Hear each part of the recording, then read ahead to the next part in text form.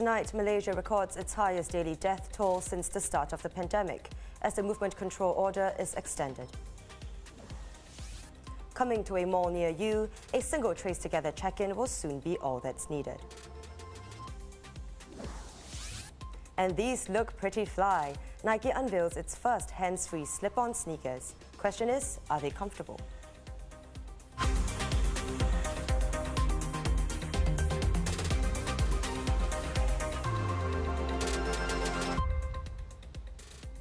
This is the Straits Times Newsnight. Good evening, I'm Chow Suen. Now, Malaysia has today hit its daily record number of COVID-19 related deaths, 21 to be exact. As infection rates continue to climb, Malaysia announced that it will extend its near nationwide movement control order for another 2 weeks until February 18th. Now, this extension will also include stricter restrictions after the country's coronavirus infection rates failed to drop since reimposing the curbs 3 weeks ago. Only several districts in Sarawak will continue to be under a more lenient conditional MCO. Now, some examples of stricter rules include limiting the number of people allowed in supermarkets. New standard operating procedures for the MCO will be issued by the National Security Council in due time. ST's Malaysia Bureau Chief Shannon Teo tells us more. Well, I don't think that there's a surprise that some kind of restrictions or curbs are being extended. If you look at the data we've had from the past few days, more than 5,000 cases for 3 days in a row last week. And of course, today we had a record number of deaths. People are expecting some kind of anti-COVID measures. But there had been a lot of talk coming up to this week about maybe they might do a total lockdown, keep everyone at home, shut down all businesses. Maybe they might stop the MCO, go into a conditional MCO, give people more freedom, but have more aggressive enforcement, more aggressive policing of the SOPs. There's all these things that were going around, different suggestions.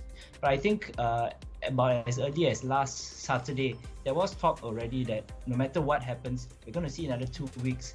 It's going to cross past Chinese New Year, that there at least will not be freedom to travel interstate or inter-district. I think they really want to avoid too many intermingling. I think in Singapore, we have certain extra SOPs for Chinese New Year as well. So we definitely didn't want to open up before Chinese New Year.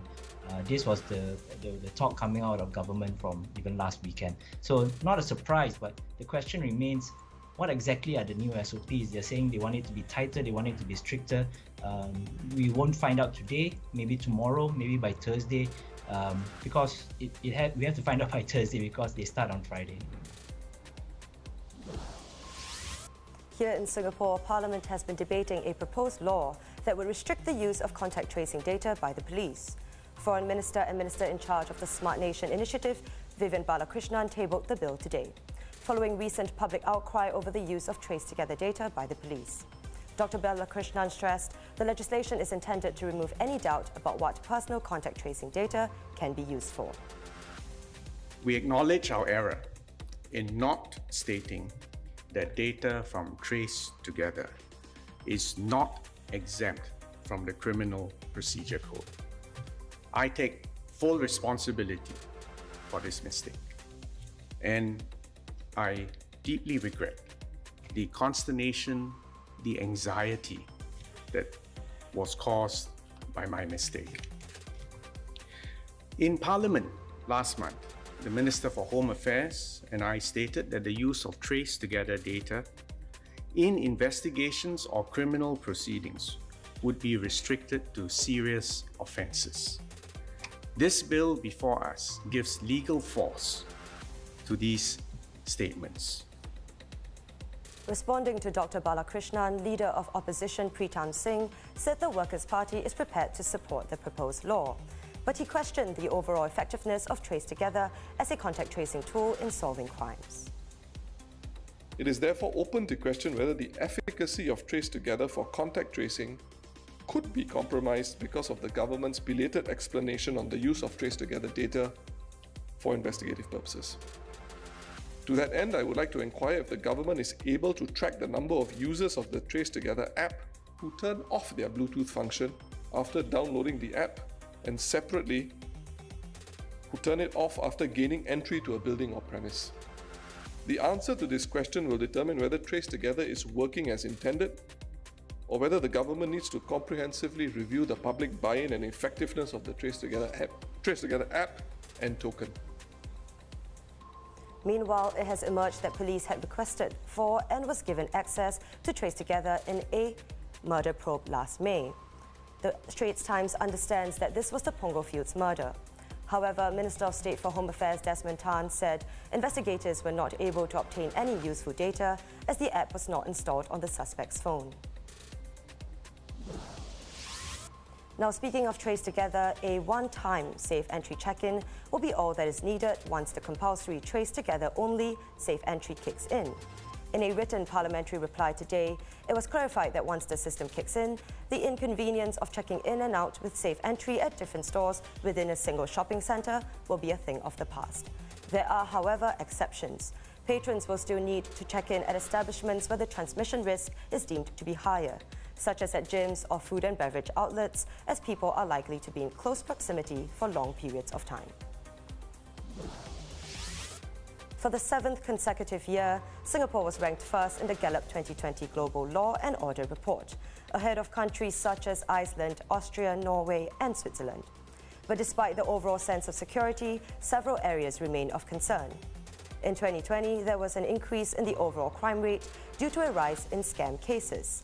In particular, online scams saw a significant increase, with more Singaporeans staying at home. The Home Team also reviewed that some other worrying issues include a significant number of new drug abusers arrested were below the age of 30. It also noted a concerning rise in the number of fires involving power-assisted bicycles and accidents due to speeding and drink driving. An update on the COVID-19 situation here. 19 new imported cases were reported today, with none in the community and workers' dorms. And crooks are taking advantage of the global demand for vaccines. According to Chinese state news agency Xinhua, Chinese police have arrested more than 80 people and confiscated over 3,000 fake doses of the COVID-19 vaccine. Xinhua reported that the suspects had been carrying out the ruse since at least September last year, adding that all fake doses have since been tracked down. The fake vaccines were made by injecting saline into syringes, it said. The government-backed Global Times newspaper said that the suspects may have intended to send the vaccines abroad, citing a source close to a major Chinese vaccine producer.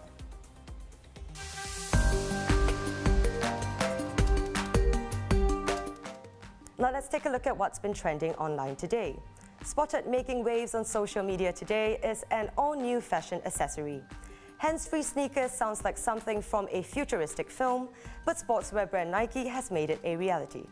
Launched on February 1st, the shoe uses an elastic band around a hinge to ensure that it is secure in fully open and fully closed states. So just step in and push down on the heel, voila, the shoe is on. The Nike Go Fly Ease is initially available via invite for select Nike members, with broader consumer availability planned for later this year. I just hope they come to Singapore soon. And I don't know about you, but I sure am excited for this.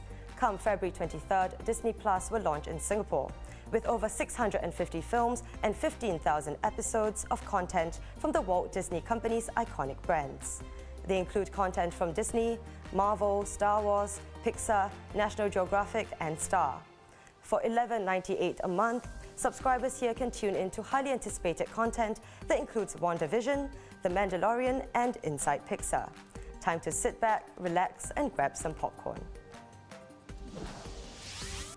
SpaceX will launch a billionaire tech entrepreneur on a private spaceflight to orbit the Earth this year in an all-civilian journey. A first, according to SpaceX CEO Elon Musk.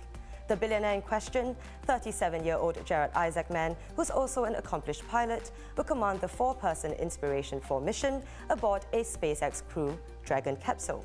There will be no professional astronauts on board, and Isaacman is donating the other 3 seats, including to St. Jude Children's Research Hospital.